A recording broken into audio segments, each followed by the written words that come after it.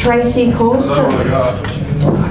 Tracey is a board member of Friendly Street Poets, co-editor of this year's anthology. She is a public speaker, marriage celebrant, actor, director and writer. Please make Tracey feel very welcome and give her a big round of applause. Tracey Korsten.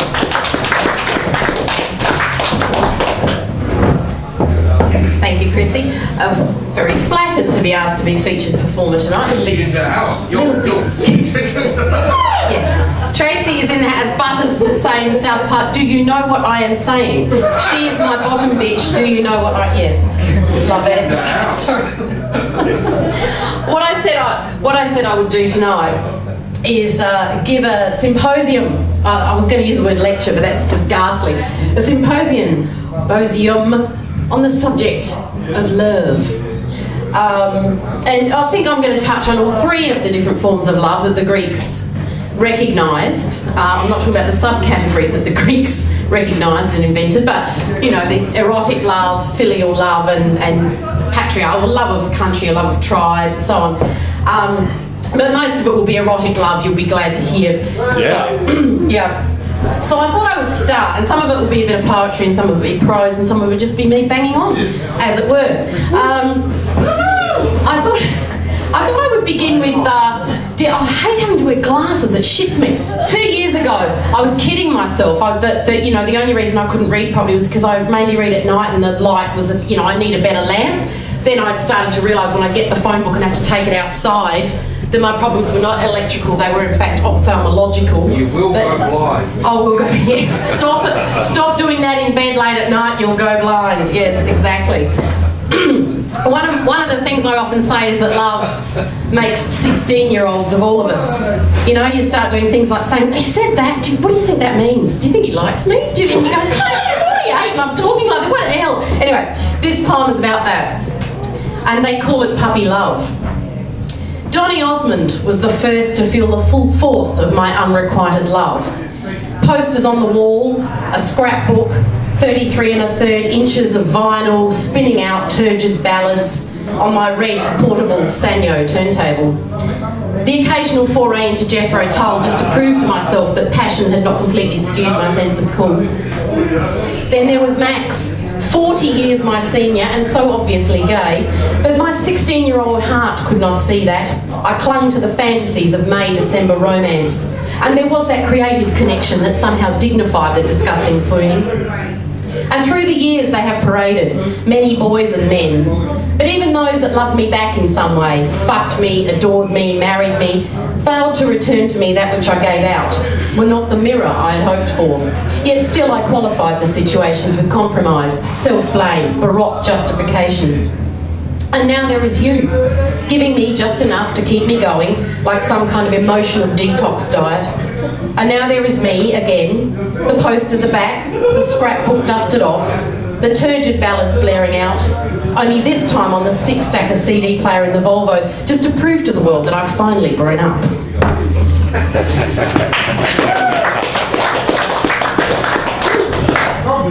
And of course the thing with even erotic love and romantic love is that, you know, at its heart, it's a terrible sort of attempt to kind of reparent ourselves.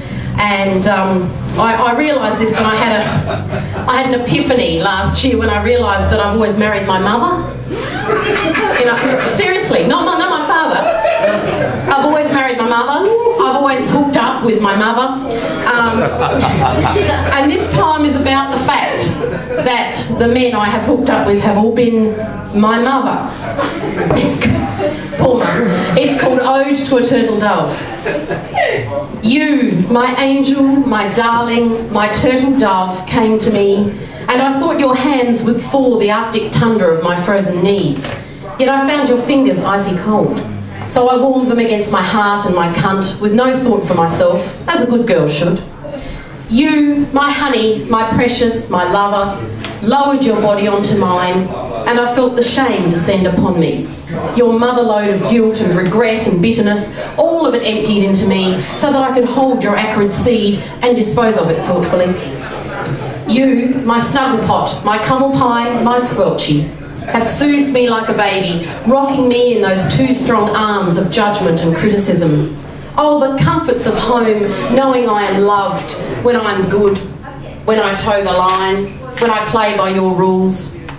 You gently support my independence and growth, urging me on through tender, loving encouragement and humiliation.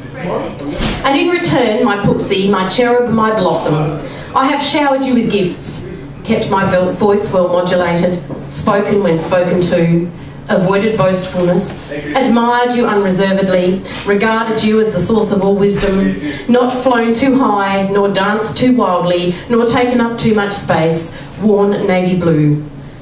You, that's a special one for my mother, you, my baby, my sugar plum, my pumpkin pie, have given me the love I sought, the one the French call le petit mot.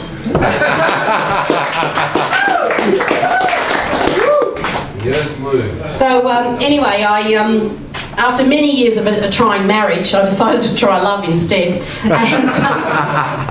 And I've been online dating for the last 8 months, so it's, you know, hence the dark circles under my eyes and the slightly bemused expression on my face. And I think my most used phrase over the last 8 months has been, what the fuck? Like, it's a jungle out there, it's just bizarre. It's just anyway, yes. On the Abbott site.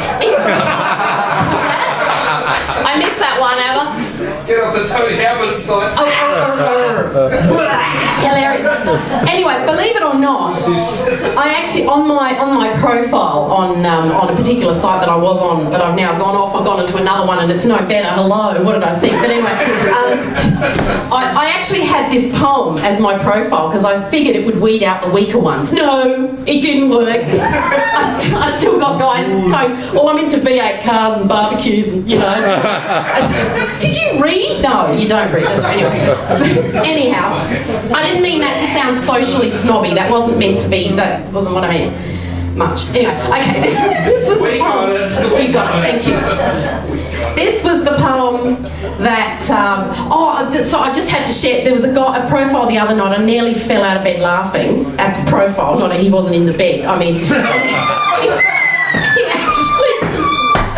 I've done that as well. Fallen out of bed. Yeah, Gail knows. Anyway, this guy actually described himself twice, so it wasn't a typo, as an articulated professional. I thought, where's Bendy written very good in there, wouldn't he? Anyway. Was he a truck? Articulated professional. Unbelievable. It was Optimus Prime. It's up there with the ones that claim they're intelligent and don't spell intelligent properly. Seriously, there's lots of them out there too. Intelligent. I was going to say I could write a book, but I am, so watch out for that. Anyway, this was the poem that was on my profile, which did not weed out the weaker ones. Never mind. Your contact request has been accepted. I have always embraced the eroticism of distance, punctuating my day with a skim of the inbox, a check of the phone, a peek to see your online status, finding comfort in the vagueness of it all. Images and dreams fed by little morsels of reality, your voice, your words, some information to fill in the background. Yet the foreground, your being, your presence, remains elusive and foggy, like a shadow in a dark alley. I sense that the reveal will not frighten me as much as the anticipation. Do I still want to feel the drop of the stomach, the sudden tachycardia? Am I not too old for all that? The woman is well catered for, she will be okay. The little girl still craves Christmas morning, the royal show, the new Donny Osmond album, the meeting with you.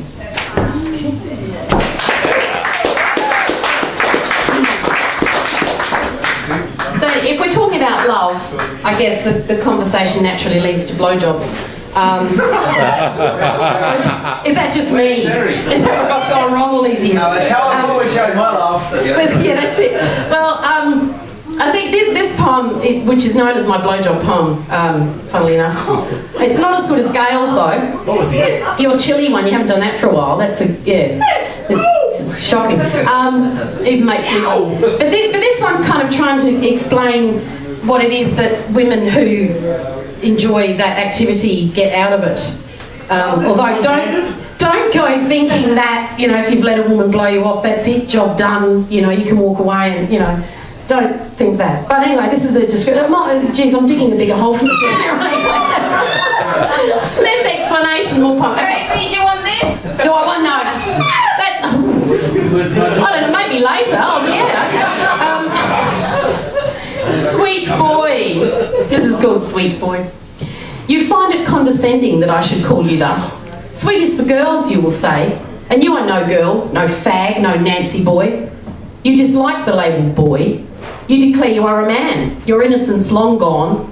Children, mortgages and grey hair have seen you mature. And yet, that which defines your manhood, when taken in my mouth, becomes a totem of your boyish vulnerability, the access point to all that was given, all that was withheld, and all that you have yet to ask of me. And it tastes so sweet, and you are my boy.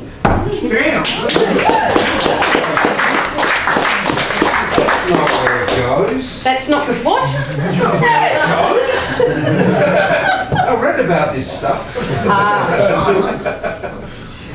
I won't intro this one. I'll just do it. This is just called Love Poem. I never believed in love at first sight. That cliched, trite simplicity was an offence to my intellect until you. And your passion too was boundless at first. You could not get enough of me. I could do no wrong. I knew that it would fade eventually, but its waning still hurt, and I'm often shocked by the anger you direct at me. The abuse that has crept into our relationship crushes my soul. Now it seems I can do nothing right. Yet my love drives me to keep trying to please you. You seem so distant sometimes, and I revert to my courtship dance to regain your attention. My heart breaks when I see you suffer.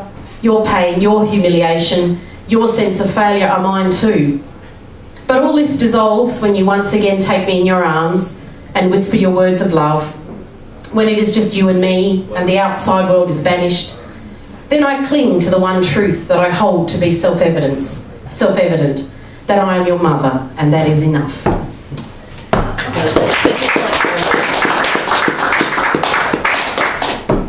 That was about my son. What was that? Someone say something, or am I hearing things? So I might do a little prose piece now. Is someone keeping time? Chrissy, is she keeping time? Oh. Plenty of time. Okay. Extra chili. Extra. This is wobbly, wibbly wobbly. It's a wibbly wobbly stand. Thank you. This is just going to do a short prose piece which is about love of place, and it's based on the words of the writer Isabel Eberhardt, who came out with the line, "I shall always be haunted by thoughts of a sun-drenched elsewhere." So I wrote this, my sun-drenched elsewhere. I never had a sun-drenched elsewhere. I had a rain-drenched, soggy, foggy, cold, grey elsewhere. I had London. Brought up by two parents who had spent their youth, those heady best days of their lives in London, it had become less of a city to visit and more a mythological state of being. London to me was a verb, not a noun. It was the place I escaped to in my fantasies. To me, it was the last word in theatre, fashion, shopping, architecture, lifestyle. My love for London became a crush on a pop star, but a somewhat secret one. Although Donny Osmond was plastered all over my wall, the English magazines, the London guidebooks and the out-of-date tube maps were mostly under my bed. It was a crazy love. No one else would understand, especially not my peers. Pornography for me was glossy brochures from the travel agents, Big Ben and Buckingham Palace emblazoned on the cover. Of course, I was deeply in love. This wasn't just a crush. I wasn't just interested in the surface. Big Ben held no attraction for me. I was interested in London's soul.